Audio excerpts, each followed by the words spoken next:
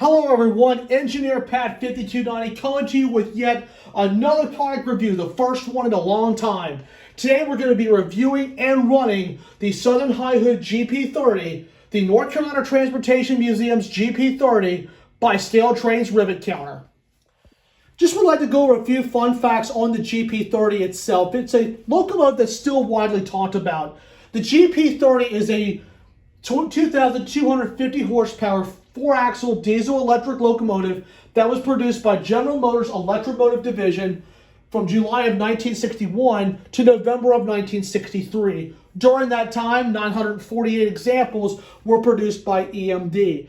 It was powered by a EMD 16-cylinder 567D3 prime mover with a 2,600-gallon fuel tank, and there were many customers of this locomotive. The Santa Fe ordered 85 of these examples. The Union Pacific ordered 111 of these examples. Another railroad that's not mentioned often, but the Great Northern Railroad ordered 17 of these locomotives. The Louisville and Nashville ordered 58. And the largest buyer of the GP30 is the Southern Railway at 120 examples, and the Norfolk and Western ordered 44 of these examples. Out of the Southern Railway and the Norfolk and Western examples, they specifically requested the high short hood because that's something that they liked, was the high short hood. And they most of the time ran their trains long hood forward, so technically the back was the forward position, and they would run the trains that way to protect the crew from a head-on collision, whereas the cab end would act as the rear. But when you run this locomotive, this is the forward position. So it's cool that they go back and they look at how the locomotives were built then and incorporate the features on a specific model like this. So there was a few facts on the GP30s itself. Let's go talk about the 2601, for example. This unit was built in October of 1963 for the Southern Railway. This engine is one of several GP30s that are still in active service today. This one is not only on display, but it's also active at the North Carolina Transportation Museum in Spencer, or known as NCTM. This engine is in active service. It pulls the daily excursion trains around the museum. It's a 60-acre property, and they have lots of cool exhibits over there, 2601 being one of them, an active restoration shop, planes, trains, automobiles, and a wonderful gift shop over there. It is definitely a cool place to visit. I try to visit that museum every now and then because it's one of my very favorite museums out of all the museums I have visited. And to me, they have the best collection over there. So if you have not visited the North Carolina Transportation Museum, I strongly encourage you to do so because you will definitely have fun on their 60-acre property. So please take the time to go over there. I will also leave a link to their Facebook page as well in the description. And while 2601 remains to be preserved and in active operation, there are many more GP30s that are still in active service today. The New Hope and Ivyland's 2198, which is ex-Pennsylvania Railroad's 2250, which is in daily service hauling the tourist trains in New Hope, Pennsylvania. That's a pretty cool scenic railroad from what I've been told. Norfolk and Western 522 is also preserved at the Roanoke chapter of the National Railway Historical Society, and that does do a few occasional runs out there in Roanoke. Western Maryland's 501 and 502. Both of those are in active service on the Western Maryland Scenic Railroad. The 502, which is ex-Reading 5507, that was built in 1962. And the 501 is ex-Pennsylvania's 2249. All right, everyone, since we've talked a little bit about the history of 2601 and also about the GP30 itself, let's look at the Steel Trains rendition of Southern 2601. There are so many good things about the locomotive, I can't stop talking about it. I can look at this for days and not get tired of looking at it. There's so many options for BFOTE, but I'll have to decide that a little bit later in the video. Basically, it's your same construction. You have a plastic body with a stamped steel frame. As we come up on the front of the engine, we have the plow with the black and white stripes, separately applied air hoses here and MU hoses. We also have the little drawbridge that opens and comes down, which is a pretty nice touch. And as we move up the locomotive, I'm going to use a pointer here. We have the class lights on either side of the locomotive. You also have the grab irons and the pretty 2601 with the classic EMD font. We also have the bell that's mounted between the number boards, which was a southern aspect. And as we move up the top of the locomotive, we have the famous GP30 humpback, a nice P5 horn, some separately applied O-rings on the top, as well as some separately applied fan blades. And we're going to go ahead and spin the locomotive. The windows here, I think they open and close, but I'm not going to really press that in there. Yep, they do open and close.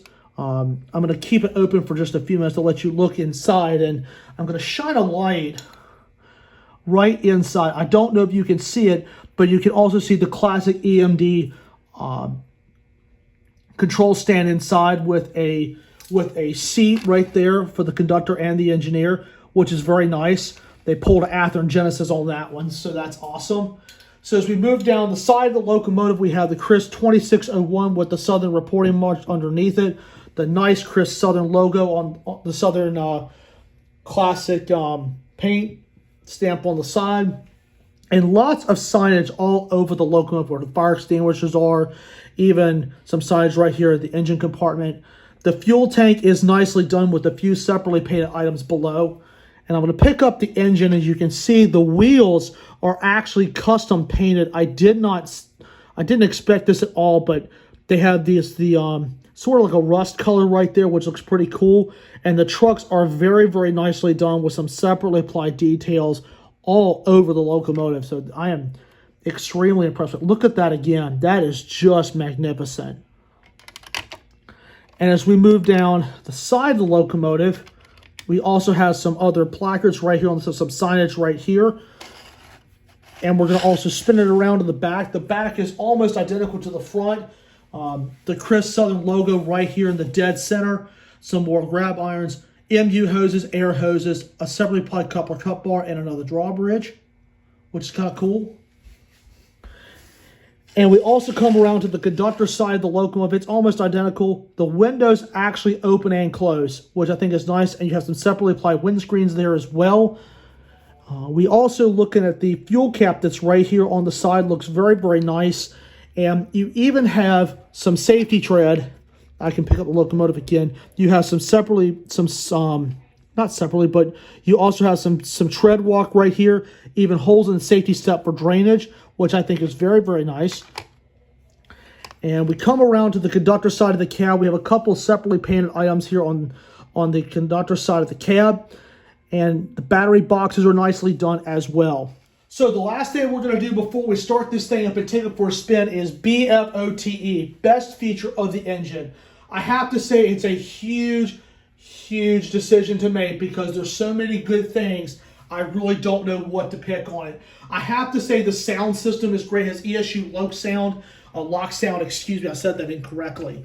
And also the lighting features are fantastic, and I'm going to be showing that once the engine starts up. So I have to say the sound system and the lighting features are the best, and obviously the paint job is awesome, but if I had to choose one, it has to be the sound and the lighting features as well as the details. So Scale Trains did a marvelous job with this model.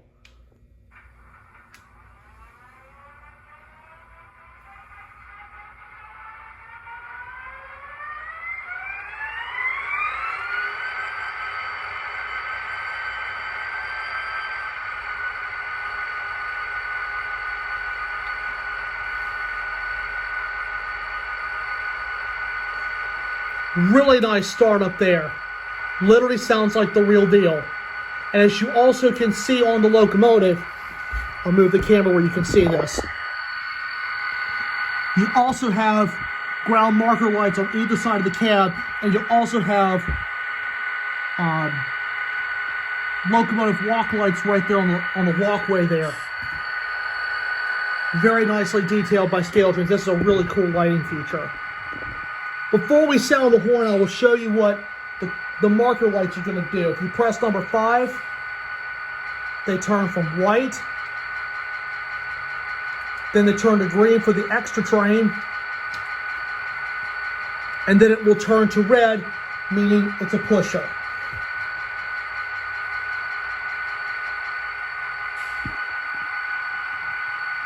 So with that, let's go ahead and listen to this beautiful horn that's on this locomotive. Take a listen.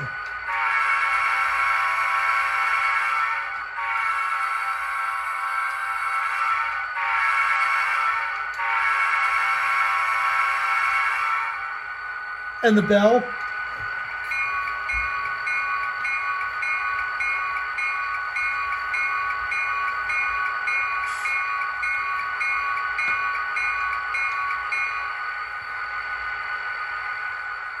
Here's the coupler clank that's getting fired.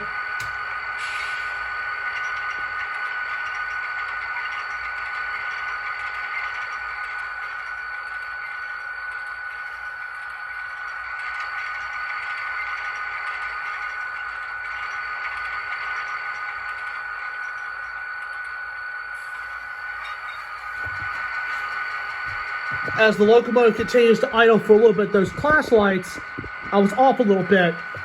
The green means second section of the same train symbol with the number. White means extra, and red means reverse when it means it's in the pushing position. So with that, I've got a freight train lined up with this baby. Let's go ahead and move it out.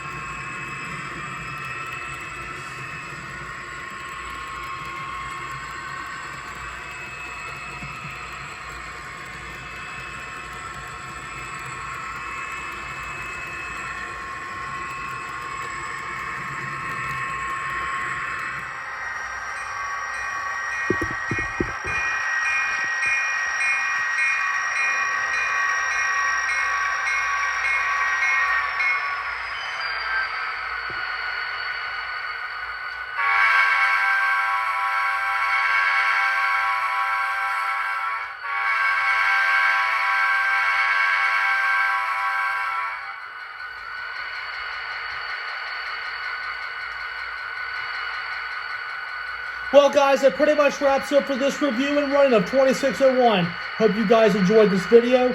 If you are new to the channel, please remember to like the video, hit the subscribe button, and also remember to hit the thumbs up on the videos. Tap the notification bell where you get all the latest updates on the latest videos. More projects coming soon. Until next time, this is Engineer Pat 59 saying over and out for now. Take care and may God bless.